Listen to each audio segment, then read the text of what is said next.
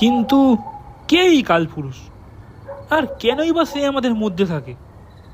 দেখ, ইতিহাস বলে কালপুরুষ 15 লক্ষ বছর আগে গঠিত হয়েছিল, আর সম্ভবত আমরা সেটাকে 10 থেকে 20 লক্ষ বছর পর্যন্ত দেখতে পাবো।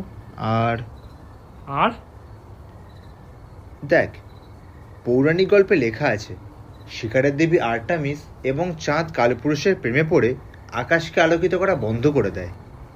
আরে সে তো আমিও জানি, কিন্তু তোর বলা কালপুরুষ আর নিউজ পেপারে বর্ণিত আমাদের মাঝে থাকা কালপুরুষ এক নয়। কেন এক নয়? ওই কালপুরুষও তো রাতে দেখা যায়, আর এই কালপুরুষও তো রাতেই বের হয়। কিন্তু এর উদ্দেশ্য কি? কালপুরুষ কি নামে পরিচিত? শিকারী। তাহলে এর উদ্দেশ্যও স্বীকার করাই হবে।